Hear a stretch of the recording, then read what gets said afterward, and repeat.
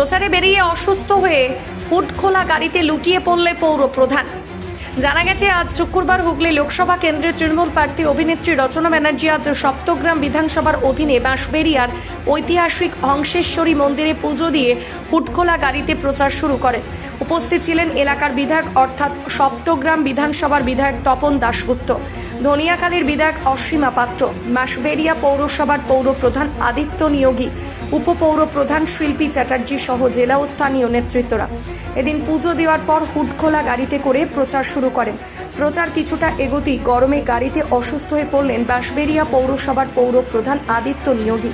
মিছিলে থাকা কর্মীরা তাকে উদ্ধার করে চিকিৎসার জন্য নিয়ে যাওয়া হয়, তবে তিনি পরে সুস্থ হয়ে পুনরায় প্রচারে যোগদান করেন। এ বিষয়ে কি জানাচ্ছেন বিস্তারিত শুনুন।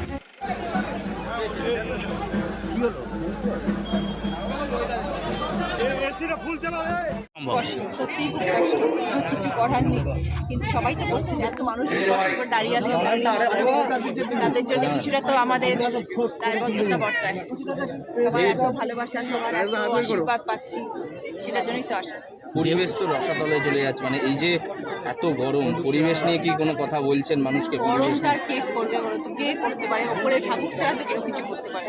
মানে গরম কে রোধ করতে পারে? উপরওয়ালা ভগবান ছাড়া আর তো কেউ। তাড়াতাড়ি একটু কিন্তু পরিবেশ তো আমরা মানুষরা চেষ্টা করলেই বাঁচাতে পারি। চেষ্টা করলে গাছ বসাতে পারি। আমাদের আরো সবুজায়ন বৃদ্ধি হওয়া উচিত। আমাদের যত সবুজ হবে, যত গাছপালা হবে, তত গরম কমবে। এটা যত তাড়াতাড়ি মানুষ বুঝবে, তত তাড়াতাড়ি সবার ভালো সেটাতেই হবে। আপনারা কি চেষ্টা করবেন মানুষকে বোঝাতে, বলবেন প্রচারে বেরিয়ে? নিশ্চয়ই চেষ্টা করবো, নিশ্চয়ই চেষ্টা করবো। ওটার জন্যই আমি সেই বক্তৃতা দিয়েছিলাম, যেটা নিয়ে এত ভাইরাল, যেটা নিয়ে এত মানুষ মিম করলেন।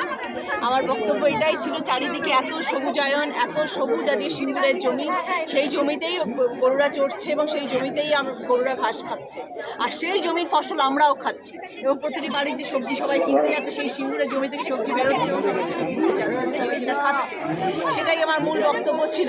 তাই হোক, সেটা নিয়ে যাদের যেটা বলার সেটা বক্তব্য, সেই বক্তব্যতে আমার চায় আসে না, কিন্তু আমার মন থেকে আমি যেটা মনে করি সেটাই আমি বলি, এবং সেটা আজকেও আমি বলছি। সবুজায়ন দরকার, পৃথিবীকে বাঁচিয়ে রাখার জন্য সবুজ দরকার, ঘাস দরকার, গাছ দরকার, মানুষ অবদান।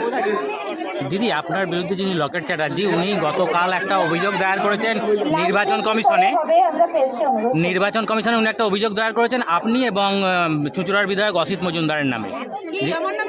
একটা ছবি তিনি দেখিয়েছেন, সেখানে একজন সমাজবিরোধী, তিনি একজন। দেখুন, আমি তো রাজনীতিতে নতুন এসেছি, আমার তো এখন এগুলো জানার কথা নয় যে আমার পেছনে কারা দাঁড়িয়ে আছেন, কে কোন জায়গা থেকে আসছেন, সেটা আমার জানার কথা নয়। আমাকে দিদি দাঁড় করিয়েছেন প্রচারে, দিদি আমাকে হুগলি জেলার জন্য পাঠিয়েছেন। আমার কাজ হচ্ছে মানুষের সেবা করা, আমার কাজ হচ্ছে মানুষের দাঁড়ানো, আমার কাজ হচ্ছে কথা বলা, মানুষের দুঃখ কষ্ট বোঝা। এখন আমি প্রচার করছি, যখন আমার ওপরে সেই দায়টা আসবে, সেই জায়গাটা আমি পৌঁছবো, তখন মানুষের সঙ্গে কথা বলবো, মানুষের কাছে গিয়ে পৌঁছবো। কে পেছনে দাঁড়াচ্ছে, কার কি ব্যাকগ্রাউন্ড, কে কোন বিরোধী নেতা, সে কী কাজ করছে, সে তার পেছনে তার কী ব্যাকগ্রাউন্ড, এতগুলো জানার সময় আমার এখনো আসেনি। সেটা ধীরে ধীরে সব কিছু নিশ্চয়ই আসবে, এবং তখন তার জন্য দিদি নিশ্চয়ই, আর আমি কে, দিদি আছেন, আমাদের জননেত্রী আছেন, দিদি তার ব্যবস্থা করবেন, সবার ব্যবস্থা করে যদি কেউ দোষারোপ প্রমাণিত হয়। লকেট এবং অসিত মজুমদার একে অপরের দিকে কটূক্তি মন্তব্য দুজনেই করে যাচ্ছে। এটা তো ইন্ডিভিজুয়াল মানুষের, তো আমাদের দলের তরফ থেকে কিছু নয়। না দিদি কিছু বলেছেন, না অভিষেক বন্দ্যোপাধ্যায় কিছু বলেছেন, না আমি কিছু বলছি। এটা দলের মধ্যে নয়, এটা ইন্ডিভিজুয়াল একজন মানুষ অপর মানুষকে বলছে, সেটা তাদের মধ্যে ছেড়ে দিন, তারাই এটা একদম নিজস্ব পার্সোনাল ব্যাপার। আমি এটা আমরা এই মুহূর্তে মন্তব্য করতে চাই না, কারণ আজকে আমি এখানে প্রার্থী, আমি মানুষের কাছে এসেছি, মানুষের ব্যাপারে কথা বলবো। এটার মধ্যে দলের কোনো ব্যাপার নেই, এটার মধ্যে অসুবিধা কী বলছে, লক্ষ্য কী করছে, তাদের মধ্যে কী গণ্ডগোল হয়েছে। সারাদিনে আপনার এলাকার খবর দেখতে আমাদের বাংলা দিশা ডিজিটাল ফেসবুক ও ইউটিউব পেজটি লাইক করে রাখুন এক্ষুনি। আপনারা দেখছেন আমার বাংলার নতুন দিশা, বাংলা দিশা।